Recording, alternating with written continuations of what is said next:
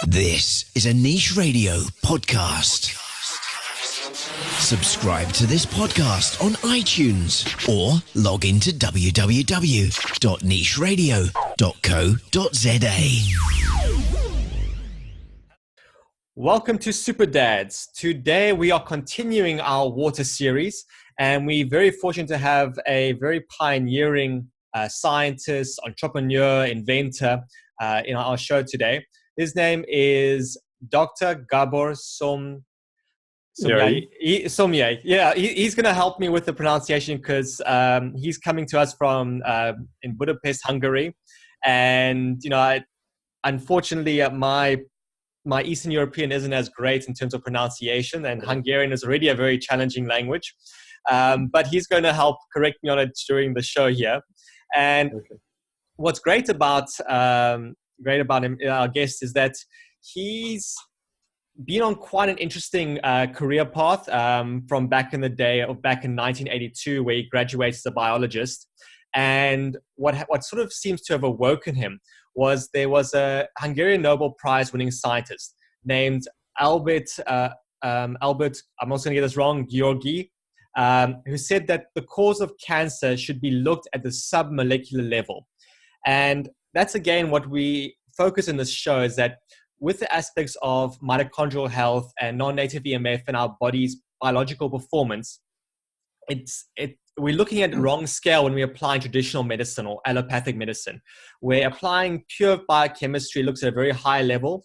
However, the actual understanding and how things are in the simpler science is going to the submolecular level. That means looking at electrons, protons, neutrons, photons. And in our last guest, we're talking about the exclusion zone, or easy water. So once, there was the Nobel-winning scientist, and then he decided to change to the submolecular level. He began his investigations in 1990, and he was a senior research fellow at the Hungarian Institute of Oncology. And already he was examining the biological importance of naturally occurring deuterium.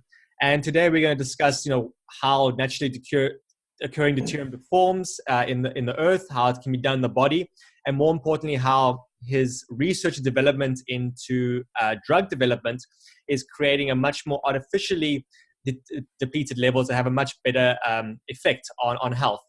And I highly recommend. He did publish a book 8 years ago entitled Defeating Cancer, and it's been translated into Romanian, Japanese, South Korea, and China.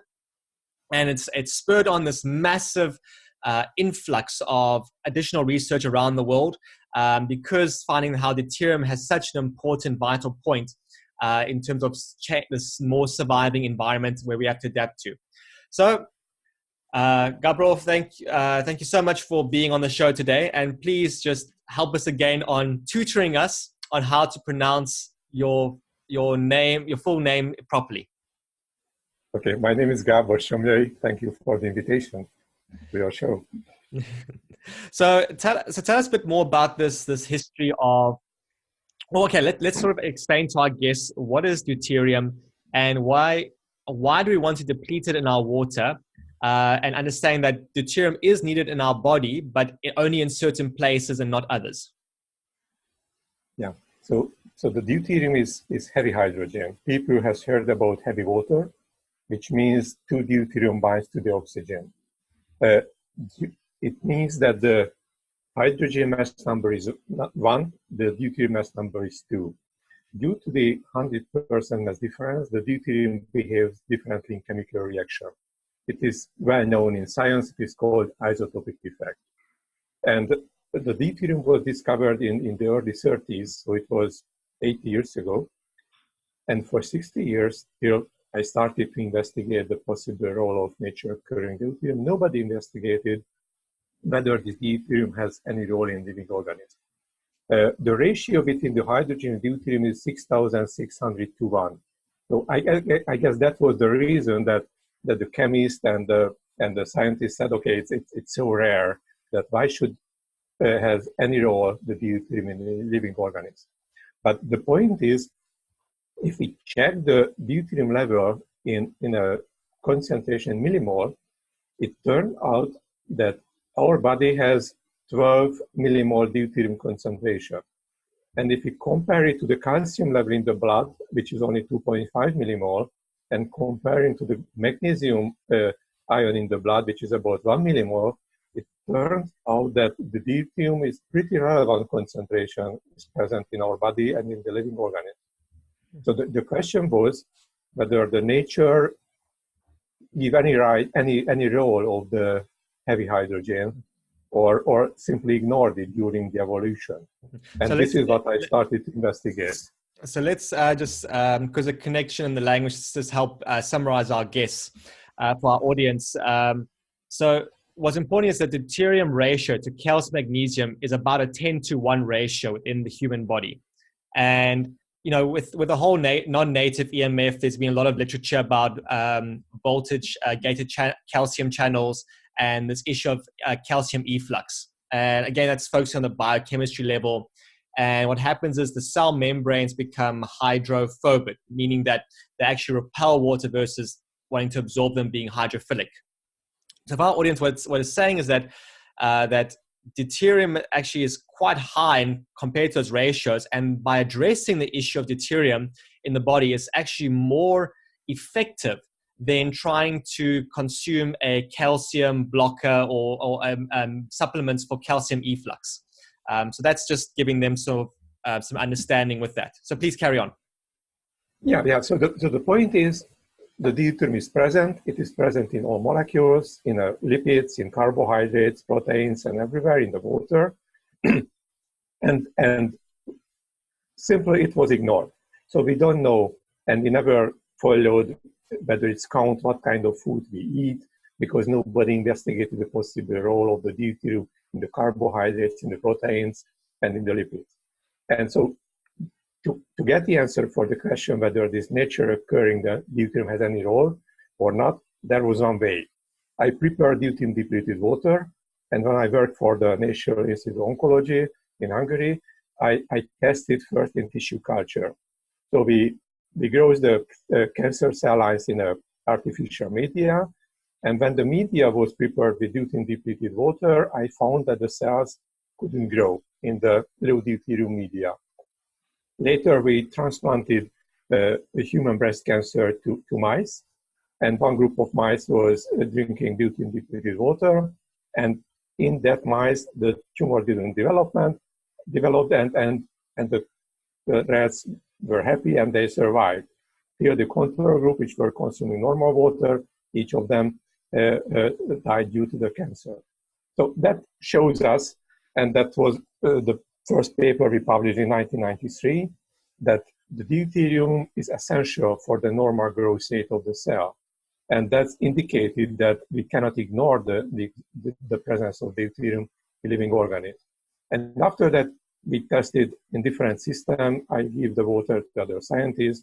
And after we published the first paper, even recently, several other papers has been published, which confirmed that the deuterium is essential in the living organism. And if we go back, what is the problem with the drug development now? It is because they are going to find the drug on a molecular level. And it is not on the molecular level, because if we see how complex one living organism, that the 10 micrometer nucleus, we have a 1.8 meter length DNA with the 3 billion letters, and one single cell has 2,000 different biochemical processes. And the question, how can the cell organize this extremely complex system? And this is not organized on a molecular level, and this is the reason we are not able to stop the cancer growth intervening on a molecular level. So what I say that, and this is what Albert Szent-Györgyi said, and I was very young when he gave us that interview in Hungary. So the life is organized on a submolecular level, and the deuterium hydrogen ratio would be a key regulatory system. Cells are able to modify the hydrogen deuterium ratio, and that way they can harmonize all the process within the cells. So what we are doing on a molecular level, this is the consequence of the process which is organized and harmonized and governed on a submolecular level. And the real issue is why can be so effective the deuterium depletion. The reason is that the higher deuterium hydrogen ratio is essential for the cancer cells and each cells to start the multiplication. So when we give, because we have a drug for animal use, for veterinary use, so it was registered 18 years ago. So simply when we replace the normal drinking water of the cats and dogs having cancer with deuterium depleted water with our drug, they start to consume. That way we can reduce the deconcentration in the body of the animal's body, and that way we can eliminate the cancer cells and the tumor. And we have also had several other in vitro studies when we could prove that when we slightly increase the deuterium level, so from 150 ppm, which is a normal, we can say we go up to 200 or 300, that also proved that the deuterium stimulated the cell growth, which suggests that the cancer cell will be able to start the multiplication, the cell division, if they are able to lift up the DH ratio to the threshold. If they cannot do that, then they cannot multiply. And that way, if we reduce the D level, we can disturb the soil metabolism, and that can cause apoptosis, and tumor size is getting smaller and smaller. So again, just to help our listeners, apoptosis is the signaling for cell suicide.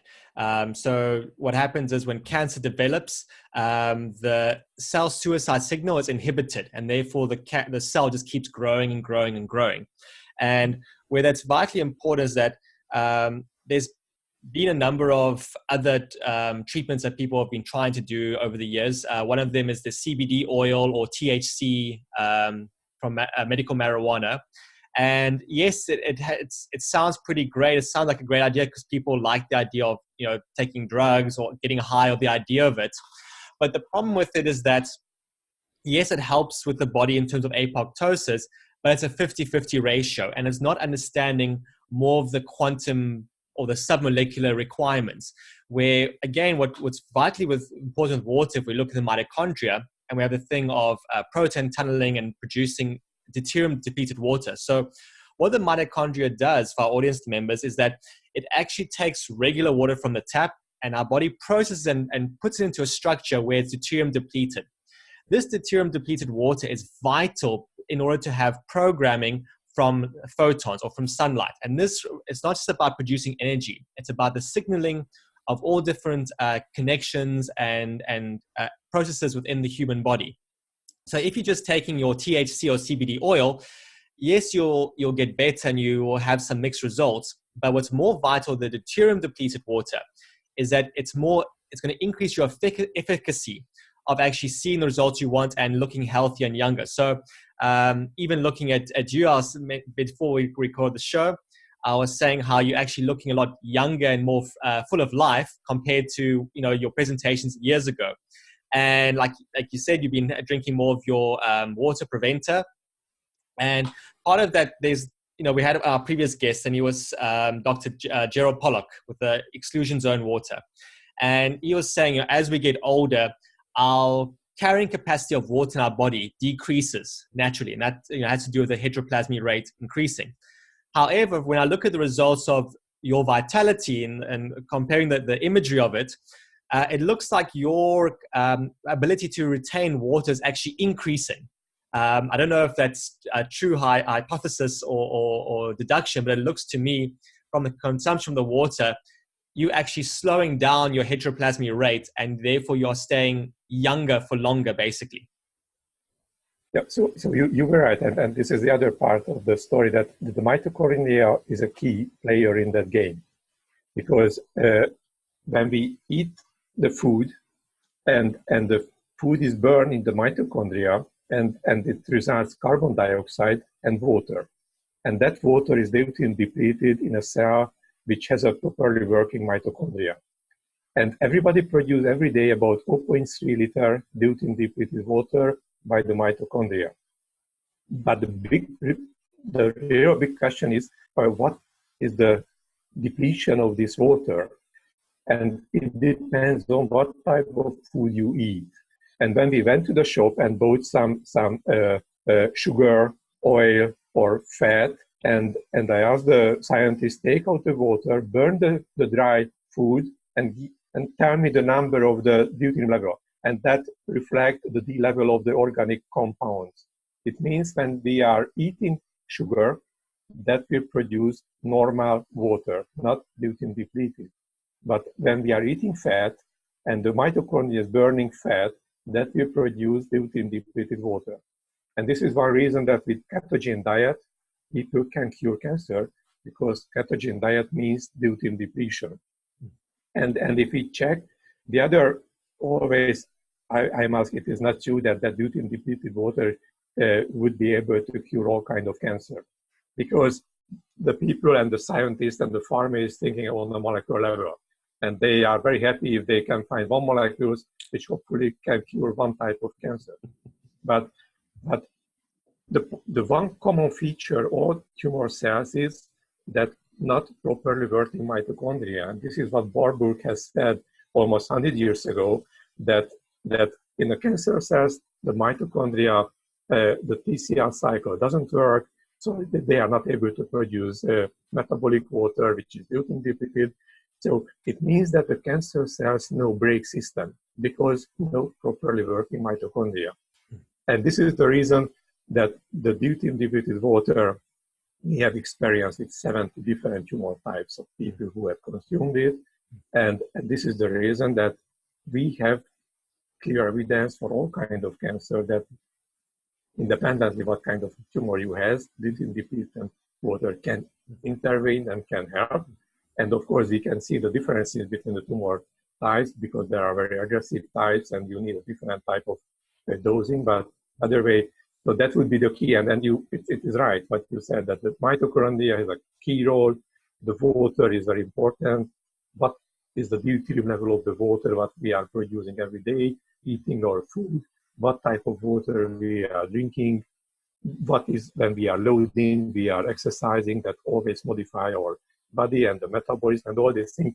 And this is finally will determine whether we are getting healthy or getting overweighted or all these things.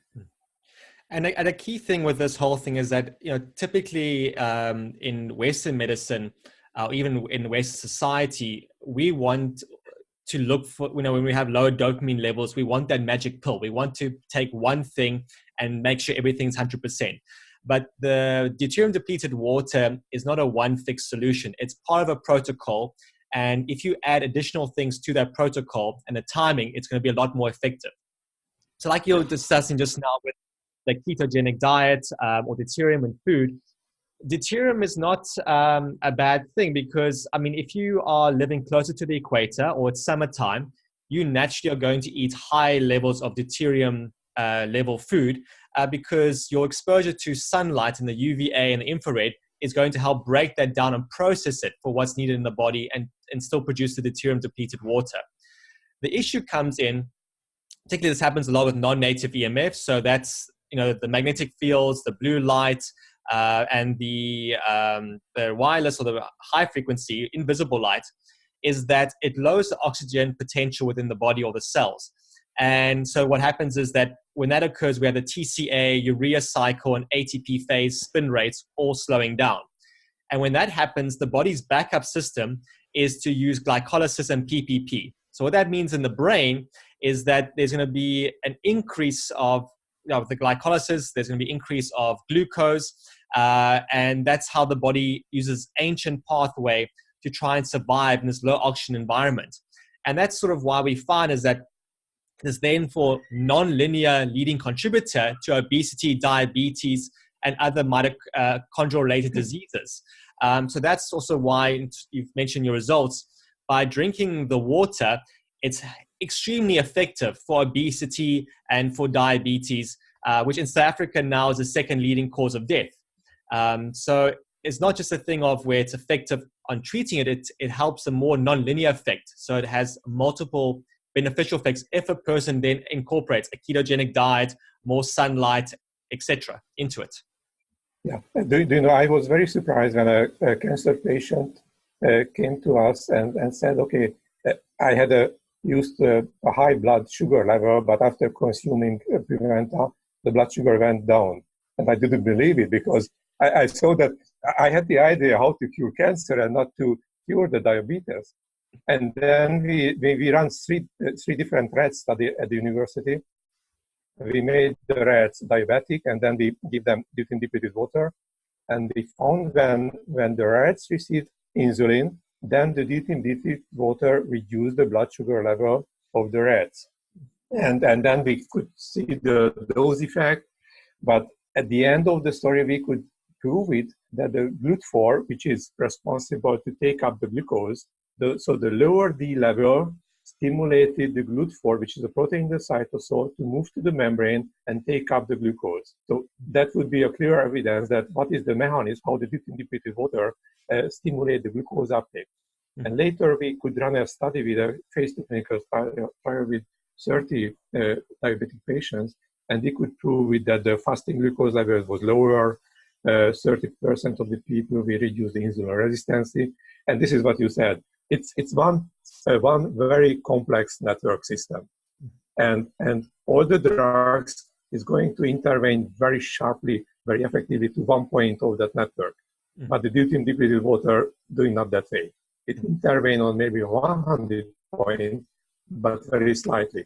And all the points is modified a little bit and in harmony with each the other. And this is how it works, I guess. And we can get so good results. And the other point is, I think that the population today, the D level in the body is higher because people are eating much more sugar. So my grandfather eat much more fat. And then the diet, today it is said, okay, 60% of the energy you should take by carbohydrates. And I guess this is not good. And the people should increase the fat ratio in the food, because that way we should reduce the deuterium level in the body. And that way we should maybe prevent, I'm sure we can prevent cancer incidence, and we can reduce the diabetes and all these kind of problems we should eliminate. Well, going back into that, I mean, it's you mentioned sugar and carbohydrates, and again, I was saying earlier is that where we have Einstein's equation of E equals mc squared, and if we put it in reverse, it gives us the biological explanation of what happens within the mitochondria and body.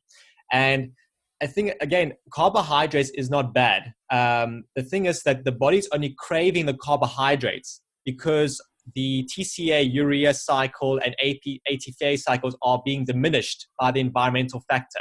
So in the brain, because you have this glucose spiking, we have the papers by Volkov, where it shows non-native EMFs having this dramatic impact. Then people, as a result, because they're losing their electrons, are craving to have this additional sugar to try and make it up. And also within the mitochondria, because the respiratory proteins are being stretched out, there's more of this breaking of covalent bonds. So again, that's why the deuterium water is so important. The deuterium depleted water is so important, is that it helps counter that inefficiency of loss. So it helps within the cells to build up a higher exclusion zone or more of that. Because there was a recent publication by the American CDC, and they showed how the sugar consumption of persons per day from 2000 has dropped drastically to the point where it was in 1981. However, the obesity rate has still steadily increased. So we see from the data that the issue is not the sugar and not necessarily the carbohydrate, but the submolecular effect that's occurring and going on. And again, this is what I love about with your deuterium depleted water, is that it's a very effective mitigation option to this other environmental aspects. And it sort of gives people a last helping hand from God, because when a person their body is failing, they are desperate to make a change. And, the water protocol gives them results fairly quickly from what I've seen from your papers. And people get results fairly quickly compared to other drugs or other treatment protocols. And that gives them an idea of that they need to make additional quantum changes to their lifestyle. Like I said, ketogenic diets or the non-native EMF with the light or the wireless or magnetic. And then that way they're able to create a cultural change, and those around them get much healthier and much better faster. And they don't need to sound like a crazy person, because it's not pseudoscience. We understand the science. We can explain exactly what's happening at the submolecular, and therefore it's more of a reality. But the issue is that water, the concept sounds so simple. And when a doctor or another oncologist sees this going, no, this can't be possible. And that's why it makes better sense when you say, well, this is prescription therapy, medical drug research company. And then the doctors go, okay, this makes better sense. I'll put it in the IV drip type of thing, and then the patient will get better. Yeah, so it is so simple, and that makes it very difficult to go through and then convince all the people. Yeah, so the world is spending billions of dollars to find the drug to cure cancer, and then I came and say, okay, here is a water, and that way, drinking water, you will be able to cure cancer. And they always say it is not true. I say we have to integrate deuterium depletion into the oncotherapy. Yes. We have to combine with drug therapy, with radiotherapy and surgery and all these things. And if we do that, our numbers show that we get a 3 to 10-fold increase in survival. So those people who are consuming, for example, for lung cancer, our median survival time is 48 months, not 8 months. And all the other tumor types, we have similar numbers. And the key issue now, whether the world and the scientists and the oncology and then the pharma should recognize that we should move from molecular level to submolecular level. And we should do the research in that level. We should figure out and all the piece of this mechanism of the deuterium hydrogen ratio, and that way we will be very, very effective, and we will be able to cure cancer and cure other diseases, or we can prevent. So let's talk about some examples of protocol guidelines. So you've had some experience with urology in terms of pancreatic cancer, and urology in terms of brain tumors or other diseases. What is sort of the outcome been with treating those two different types of areas? So we have published with over 200 breast cancer patients consuming deuterium depleted water. For example, I would say it was over 248 breast cancer patients was in the stage that they were in remission, which means they were diagnosed with breast cancer, they were operated, and in spite of the fact that they were tumor-free, they started to consume deuterium depleted water. And what we published that following 48 patients like that, we lost only one patient out of 221-year cumulative follow-up time, which means that one protocol would be all the cancer patients who had been diagnosed, but now they are tumor-free. And everybody's happy because they are tumor-free. Yes. But the relapse rate is extremely high. So they have a very big chance, unfortunately, to have a metastasis in bone, in brain, or somewhere. But if they would consume water for 4-5 months every year, and that will repeat it for 5-6 years, that way they would be able to prevent the relapse. It means they would be really cured, yes. And not only for temporary, for 1 or 2, 3 years. Yes. The new metastasis is coming. And for example, a brain tumor, how is if not necessarily clinical trial, I'm talking about through observations with patients, how are the results been with that? So, for example, the worst tumor type, one of the worst is the glioblastoma multiforme. Yeah. So we have patients, not only one, who were diagnosed, I guess, more than 5 years ago with glioblastoma multiforme, and he was operated. And in that case, this is the best way, of course, to operate the brain tumor, and we see that extremely good when with radiotherapy and deuterium depletion goes at the same time. And he was treated on a proper way, and he's playing golf after 5 years or 6 years or whatever, and he is still fine. And I don't remember the number, but I guess our median survival time following about 20 or 30 patients, we have a 3 or 4 increase comparing with the historical control who receive only the conventional therapy. Mm-hmm. And with pancreatic cancer, I assume the results are even better. Yeah, we published we were on San Diego in 2014 on the AACR conference, and we showed that the median survival time for pancreatic cancer, it was 3 to 36 months. And for pancreatic cancer. And I listening the presentations, and they were talking about 4 months and 6 months and 7 months, which is very, very sad. And then, unfortunately, this is the story with the pancreatic cancer that is very, very aggressive and then very difficult to treat. So with, like you said, the person should consume deuterium depleted water for, a couple of months, a year as a maintenance plan. So because I know you have the different levels of preventer. You have from 140 down to 25 parts per million deuterium depleted water. So when you say a person must consume for months, so of those different bottles, what would be the recommended protocol? Mm-hmm. So I would recommend to other healthy people to consume prevent of 125, so 125 ppm every year, every second year for 3-4 months. So that's one bottle every day. Yeah, let's say, yeah. Okay. And so for a cancer, it takes about 4 or 5 years from one single cell we get a 1 centimeter tumor which is diagnosed. So everybody has a small group of cancer cells. And I say when these people or healthy people would consume deuterium depleted water every year, every second year, every third year, it depends on the age and other thing. That way we should eliminate all this small group of cancer cells, and it means we have another 5 years that would be maybe able to grow up.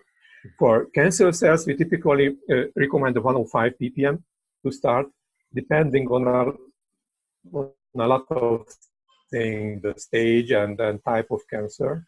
And those with pancreatic cancer, glioblastoma, melanoma, we typically recommend the 85 immediately at the beginning of the cure.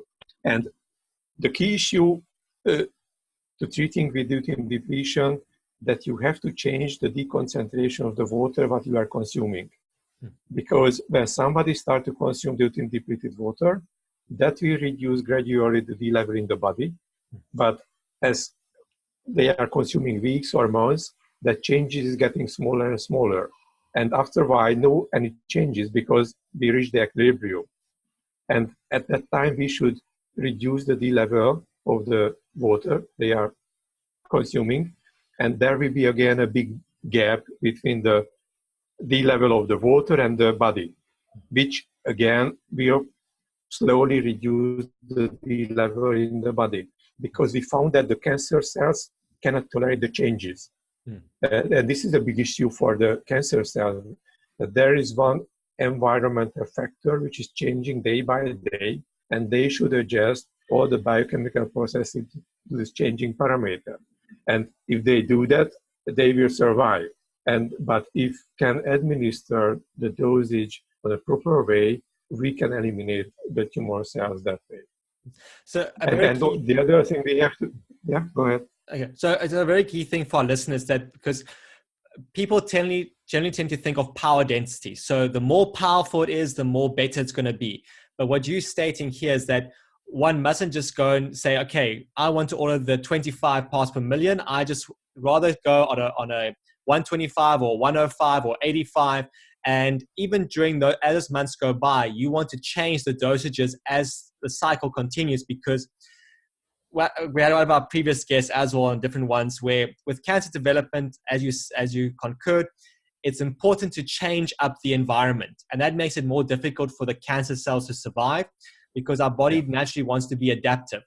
So by changing the deuterium levels, fluctuating a lot, is going to assist in beating off the cancer and other diseases. Yeah, this is what we say. Yeah.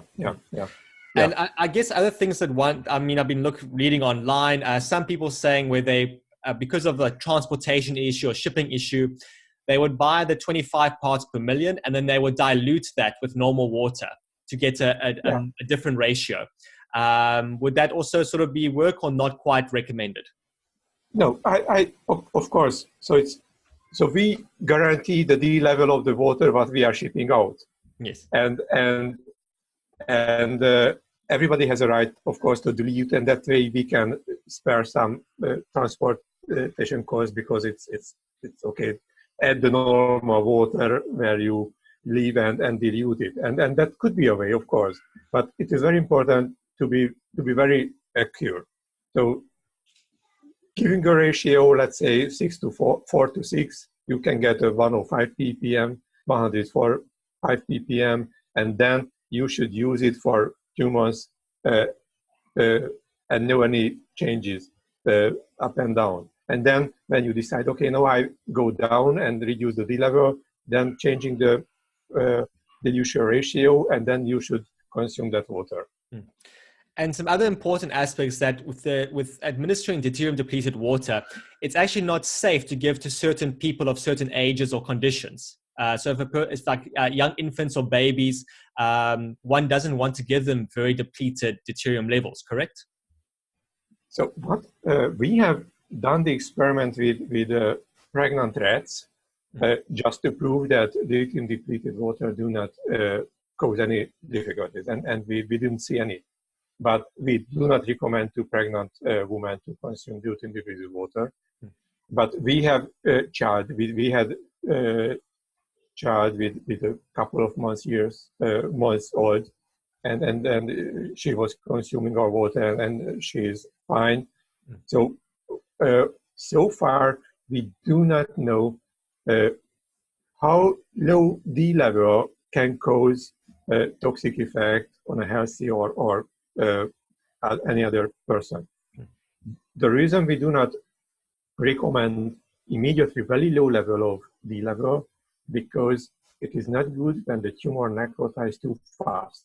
So the body should somehow handle the situation that there is a necrotizing tumor.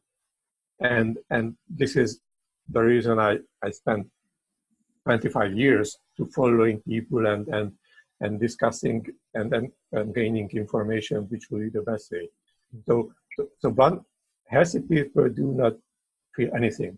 Cancer people can feel the consequence of the necrotizing tumor.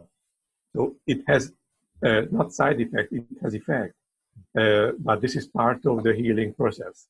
So they became drowsy, sleepy, fever, lung cancer patients coughing, and this is part of that process. And you have to handle it that, so have to give the right D level, not lower, because that may be cause a too fast tumor necrosis, and this is a big game. And I think what's also very important is that, like you just mentioned, a person can get sick during the process, because like even when we get sick or have a fever or flu, that's the mechanism the body uses to deplete deuterium out of the system. So one needs to be aware that, you know, like you said, there can be some coughing with lung cancer, or those different aspects. It's normal, but again, one should consult your physician, understand what is happening at the submolecular level, because even if you go to your physician, and traditionally, allopathic doctors do not only understand biochemistry, and they don't want to learn the physics. And as a result, you might be going through a natural process, and your doctor says, no, stop taking the water because something is wrong here. But if he understands the physics mechanism, then he understands, all right, this is normal. He can coach the patient, and he can actually adjust the ratios accordingly so the patient can succeed with the process. For example, one of the ways of depleting deuterium naturally in an uncoupled haplotype is something called cold therapy or cold thermogenesis.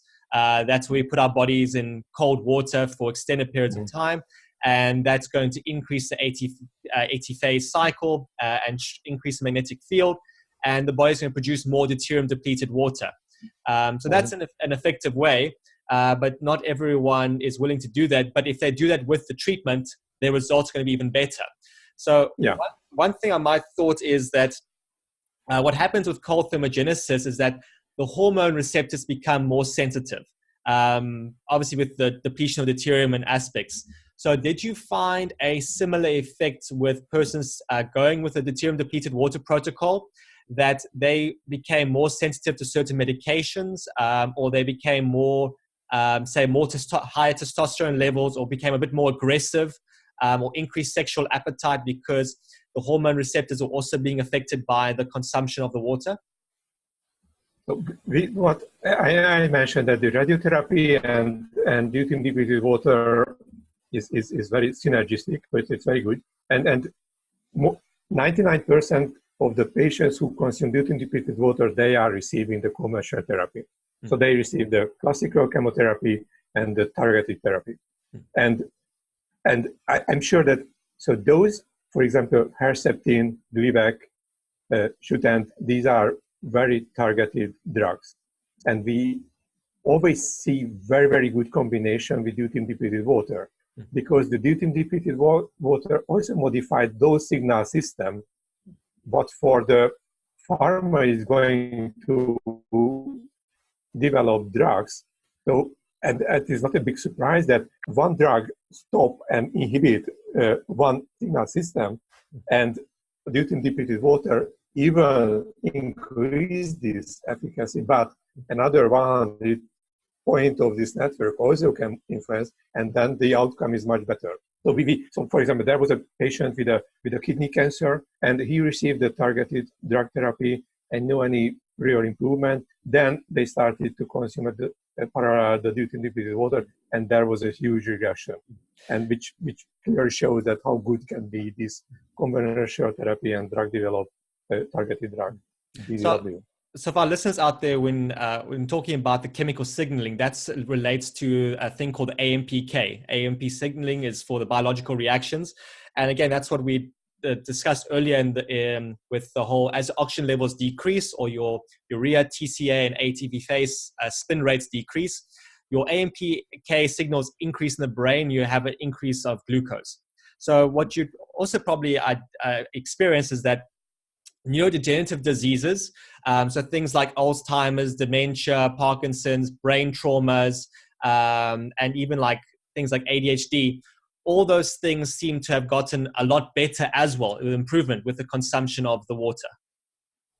Yeah, so there is a paper published that the long-term memory of rats, it was increased when they consumed deuterium depleted water, suggesting that can be. And regarding the ATP and deuterium is also very important, because the ATP is spinning 9,000 per minute, and the hydrogen ion is going through, and when the double mass deuterium is touch this protein, that can disturb it and that can destroy it. So it's very important for the ATPase and the ATP production and synthesis that what is the D level, because the deuterium level and the deuterium itself maybe can destroy the ATPase enzyme, which is spinning pretty fast, and it's not the same mass number 1 or mass number 2 is touching to this protein. Yes. Yeah. It's kind of like having chewing gum on the bottom of your shoe, or throwing if we're talking about the ATP phase, it's a generator where we're having, coming one side and coming another. And if you're taking like a big wrench or a shoe and you're throwing it in that cog, it's going to disturb it or stop spinning and giving it some difficulty. So that's why, again, it's vitally important that the water helps process that a lot faster. And again, it's also about signaling with water. So where we have a thing called the exclusion zone, where basically we have then more electrons within the system. So the more electrons we have in the exclusion zone, the bigger it is. Our body's DC battery is much more recharged and better and stronger. So the water helps generate that a lot better. And with it having that strong mechanism, is that then it's able to be very easily processed by infrared light or extremely low frequency UV light. And this, again, is part of that whole AMPK signaling. Well, that AMPK is a biochemistry part. We will look at the submolecular part.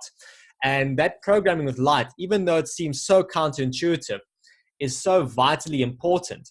And having this consumption of better water is vital to actually help the body. It's like putting in oil in an engine. It's going to perform a lot more better.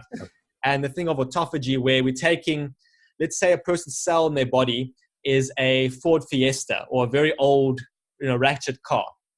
And by putting the water in the system, it helps upgrade the engine into a Ferrari engine. So a very key thing is here that the water isn't the fuel source per se. It helps redesign the architecture of the cell so it can be a lot more efficient. So, one wants to focus on having a cell architecture of a Ferrari engine and not a Ford Fiesta. And the fuel coming in, that's sort of the thing, like if we're consuming, seafood versus a McDonald's burger or pasta. It's about having 95 or 93 octane fuel. It's not going to make the biggest difference if your cell architecture isn't working effectively. Otherwise, we have too high levels of deuterium. It's going to get clogged up and the engine's going to seize. So again, the thing with the water is that it's a piece of the puzzle, of the protocol, that makes the whole program a lot better and more effective. So part of that's really exciting because one's able to increase the metabolic state of the cells. I agree. Yeah, that's it. Yeah. Other thing which I find quite interesting is that with these developments of cancer, so we look at the example of Australia. And the thing is with Australia, number one, it actually has a much higher obesity rate per person, per city capita, versus the United States. And also they have the issue where they always want to, say you must be out of the sun and you must, wear sunblock. And when we understand with the submolecular level, this is the worst thing you can do. That's why they have such a higher rate of melanoma and issue. And I see, there's thanks to your work, there's being more of this opening awareness that one needs to deplete the deuterium levels in the water to combat this problem in Australia. Because a lot of them are living very much by the coast, and we understand the closer you live to the coast with the rain, there's higher levels of deuterium levels in the water. And at the same time, the food is going to be higher. But if you look at epidemiology of the areas where the Shiraz wine is manufactured, that water tends to have lower levels of deuterium. And as a result, the people living there are actually less obese and there's a less cancer rate. So I see there's years ago, which I assume they're in contact with them, where China developed more effective cost mechanisms of producing deuterium depleted water down to 125 parts per million. And the idea is to sort of use that same mechanism to large scale produce deuterium depleted water in Australia as a much more effective protocol to dealing with cancers and obesity in the country. I don't know if you've been in contact with them approaching you or in the development. We have a partner in the United States, and there was one time I connected with people from Australia, but no any real direct connection with Australia. And then this is what I said, so people should consume deuterium depleted water every year or every second year for a given time. On the other hand, regarding the cancer prevention, I say that wouldn't be good if people would drink the same type of low D-level water for years, because it means all the cells will adapt to the lower D level, and from that level, the cancer again can grow. So on the other hand, from diabetes and metabolism, a lower D level would be good for everybody and for the whole time of the year. Yeah. So what I say, if the aim is to reduce the incidence of cancer, I recommend to make a cure for a couple of months every year, every second year. Yes. On the other hand, when we run the phase 2 clinical study, we checked the D level of the patients, and it was between 146 and 150. So there was 4 ppm differences of the people depending on the age and I would say people should bring it down to 135 or 140 ppm for the rest of the life, and that would reduce the obesity and all these kind of problems, I think. And I think what's also interesting with those values that one always thinks it must be so low, but so naturally occurring deuterium levels, say from the oceans, 155 parts per million, but even reducing it to 145 or 140 or 135, that can be found in certain parts of the world with deep underground water, where the water is going through calcium carbonate via the limestone, and there's a very high magnetic field from the Earth's gravitational magma flow. This seems to naturally deplete the deuterium in the water. So persons, when we look at epidemiology, we look at persons living in those areas, they have a very different effect on their health. But again, one of the key links is consumption of this water that has the much lower levels.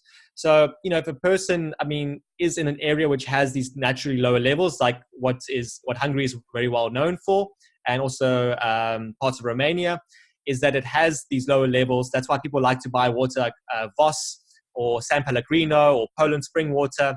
But again, depending on the environment and how toxic your environment is, it's helpful, but might not be enough. And that's where buying Preventer as part of that protocol is very useful.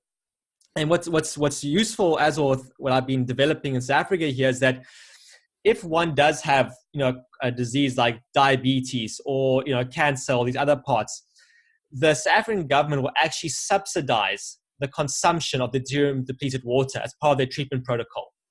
So that's what's really... Where do they subsidize? So the way it's subsidized is that there's a special tax structure. So against your income tax, you're able to, because of the protocols of my research and the work I've done, one is able to subsidize the purchasing of that water against their income tax. And this includes, so say, if, it's not just for themselves, it can be for their spouse and or their children are able to purchase it. So that's why in my thought or understanding, if a child has ADHD, as an example, which is more of a light effect from non-native EMF in the brain, if one is, instead of buying these ADHD medications, it's much more effective and healthier to rather change the light in the environment as best as possible and consume the water, which the government will subsidize, as a better alternative to ADHD medication. Yeah. And I would say that one big problem with the cancer and all this kind of medicine, that the price is extremely high, and involving the deuterium depletion of a price. I think that the society is facing with huge trouble if we are looking around and see that how the incidence is increasing, how many people die of cancer, how many people has diabetes and they became blind and they have to cut down the legs and all these problems. So if the society would like to solve this problem, the deuterium depletion should be part of this process, because that way we can treat this on an affordable way, because it's effective and the price is much lower and everybody can afford it. But hopefully everybody will be able to afford it. Well, to give our listeners a ratio of understanding of costing. So, I'm going to do it in rands and not dollars. So if one was to go for an MRI scan in South Africa, that can be close to 20,000 rand. Or for a person with severe diabetes, they go for HBOT therapy, which is hyperbaric oxygen therapy. And that, again, is also very expensive. So that's only for a few sessions. Now, the deuterium depleted water, from my understanding, is actually cheaper than that.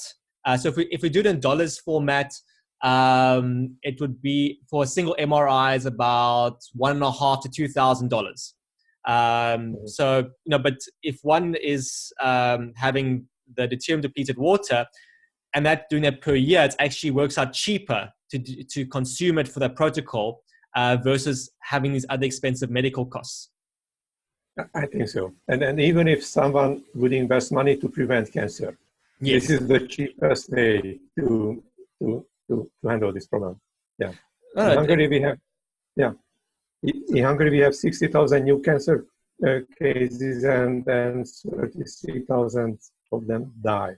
So to reduce the 60,000 new cancer cases, and that will be the biggest challenge, I guess. And this is how we should proceed.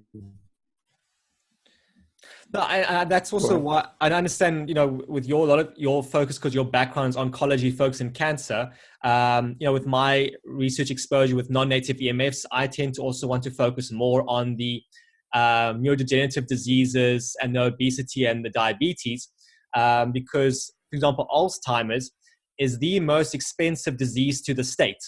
So, in terms of the cost and the time, already it's a lot cheaper on the taxpayer to rather invest in infrastructure or in research into deuterium water, because the results are so much more quicker and more effective. And it's much easier to distribute the medication of it nationally versus, a drug company and all these different other middlemen makes it quite difficult. Yeah. Sure. An interesting thing is like what happens is, everyone is always scared about the cell phone towers. And for example, so what Israel does, if one wants to put a cell phone tower on top of an apartment building, the cell phone company, as part of social responsibility, actually has to pay out the owners of the residents within the building for the loss of value of the apartments by having the cell phone tower on there. So a similar thing in South Africa, we have a thing called social responsibility investment that's required. So if one wants to, do certain mining in the area, then they have to build hospitals, or they have to build, jobs, or so many type of things. So the same thing from what I've been developing with some of the legal developers in South Africa is that a type of tax for this environmental pollution of non-native EMF could also go into the dissemination or production of deuterium depleted water. So if they want to put a cell phone tower or power line in this area, then okay, you need to put money every month for the availability of deuterium depleted water for the persons to consume to mitigate the options. That's great. That's a great thing, I think. Yeah. I guess several countries should follow this. Well, yeah, it should be. South Africa should do it, and I assume different parts of the world can do it as well. And that's what, again, is so great about your work, is that, again, water is so simple, and everyone wants to say it's going to be the next big war. And what we were also talking with our previous guest, Dr. Gerald Pollock, the type of filters he's developing is already showing quite a good effect at desalinating water through the exclusion zone filtration. Now, normally with desalination, one would do it through reverse osmosis, and it's very energy intensive. And even though reverse osmosis, I don't know how true it is, but there's some reviews where it's able to reduce some of the deuterium levels as well to a bit. But if we're using an exclusion zone filter like by Dr. Gerald Pollock, then doing that process is already also going to remove some of the deuterium levels even further. And then with your technology, one can reduce it even further in part of the filtration process. But the key thing is that it can revolutionize or change how sewage treatment or water waste treatment is done on a general scale. Because with exclusion zone filter, one doesn't actually use any electricity into it. It uses natural infrared light from the sun to do this process of removing the soluble particles. And that's what the body does in the cells. The exclusion zone removes these particles and helps produce, preparing the water.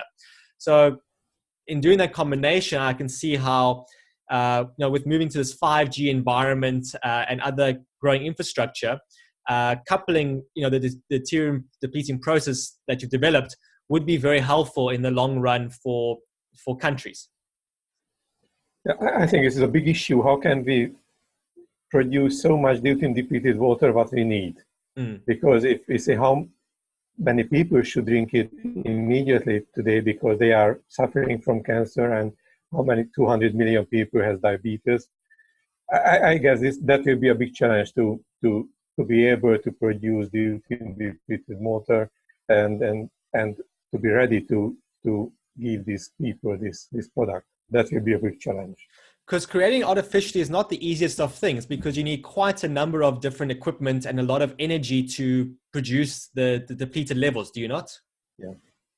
It's like gas tanks. Yeah, so we are using fractional distillation. Yeah, we are using fractional distillation. So there is 1.5 Celsius degree difference between the boiling point of H2 and D2O, and we have a huge column. And then really we need lots of energy to produce steam, tons of spins, and only a couple of 10-liter water, deuterium depleted water, is the final product. Yeah, and this is the way how we can do it now. So what are, I mean, because that's quite a big thing. In the meantime, till that ramps up, what is your recommendations of other mechanisms of naturally depleting our deuterium levels within our body? What's your recommendations on that, or guidelines? So we've covered cold thermogenesis as one of them. So what we recommend to reduce the carbohydrate intake and increase the lipid increase, lipid part of the. This is which is clear, I guess. We reduce the average D level in the body as the mitochondria will burn the more fats than carbohydrate. I think the exercise is also very important to do it, but it's well known for decades. All kind of oils you mentioned, it's marijuana, all the thing. These are deuterium depleted products. The capsaicin, which you know, in a pepper and all these things, because it's so hot. It's 60 ppm low, the capsaicin, which is also very depleted. But on the other hand, it is true that regarding volume, the water is, which it takes 1.5 liter, 2.2 liter per day, and that will finally determine the D level of the body, because comparing the mass of the carbohydrate of the water you taking, it's of course the water is dominate. So the best way and the simplest way is to reduce the level is the water. So, I mean, if, you know, some of our listeners out there, because we're covering a lot of cancer, and we understand, you know, it's very uneconomical to sort of ship by air the water, because of the amount of water they need. And, you know, to send it by sea freight takes about a month and a half.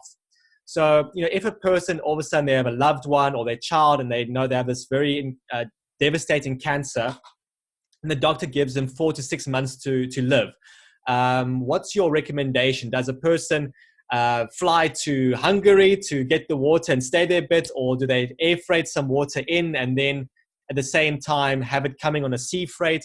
What does a parent do that's in a panic state and they want to get this water? So if anybody order deuterium depleted water from any country, we can deliver it. So if they check our website and order it, we are going to arrange the shipping, and they can get it. On the long term, we are seeking for partners, different parts of the world.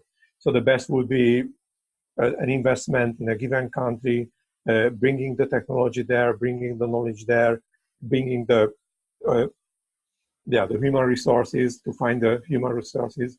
Of course, the best would be a local pharma company, for example, in Africa, which would show any interest, or any kind of another company who would distribute our product. So we are very open to do that, because I don't believe that. So we should bring the water from Hungary to all parts of the world.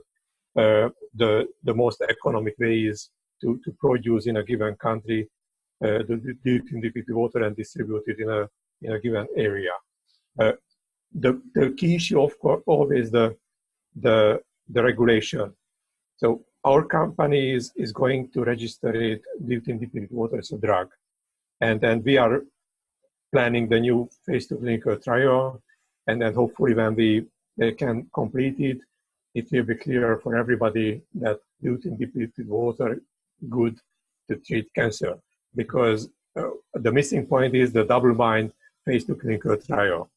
So when we complete it, everybody will accept it. They should accept it, I guess. So this is what we should do in different regions of the world. So you mentioned about it being, you know, classified as a drug. Does that mean that it could be taken by an IV drip as well? I guess, for example, from veterinary use, we have tested the injection formulation. And I have been twice in London at the EMA to start that type of registration for veterinary use. And that should be also good for human use. For the head and neck cancer, we can reach the tumor with injection formulation, and we can inject the deuterium depleted physical salt solution to the tumor and the surrounding area. That should be one way of the application, and the IV also. So so to make experiments with human, it is very strictly regulated, and it is not allowed that now I figure out something and then I try to make it. So we need the ethical, we need a protocol, we need ethical approval, and we need the hospital, we need a, and this is what we are doing. So we are ready to start a new clinical trial. We will apply for ethical approval and all these things. This is how we can do that. And when we reach the point, we are planning to study with IV or with injection formulation. We need a lot of things to do to optimize the dosage. What is the ppm? When we should change the ppm and all these things. There are lots of work we have to do. On the other hand, the knowledge we have, it's enough those who are suffering now from cancer, so we can share the basic information. And we are working on a new book, which hopefully, that book was written almost 20 years ago. So we are working on a new book and sharing the knowledge, and then the people should know how to start the treatment with deuterium depleted water. No, fantastic. I mean, this has been wonderful and very enlightening. And we want to thank you for being on our show. So tell us more about, I mean, you're a father. I mean, are you going to be a grandfather soon as well, or? No, I'm a father of 2 daughters. Yeah, and not yet, not to be a grandfather. So how has that transition been? With learning about it and sort of teaching your children about the importance of deuterium depleted water. Has it been quite an easy thing or difficult? How has the role as a father been with this whole process? I can say it's easy because we are in Hungary, we are on the media for 24 years, and not only my daughters, but in Hungary, lots of people has heard about deuterium depleted water, and one of my daughters is working for the company on the internet and Facebook and all this things. He graduated on that type of university on communication, and so it's, yeah, I hope that they know what we are doing, and they are involved in this. And the company, we have 12 other people who are working on to proceed and to have this very difficult process to proceed. Well, I hope to have you back on the show again. Once your book is published, it will be great to have you on again discussing the book. And definitely we'll put the word out on our listeners to buy the book because, like you said, the last book was 20 years ago and the new one has all this latest, newest research. And it will only help those that are suffering out there and want to find a new revelation in life. Okay. Thank you. Thank you for being me. Thank you. For more, visit www.nicheradio.co.za.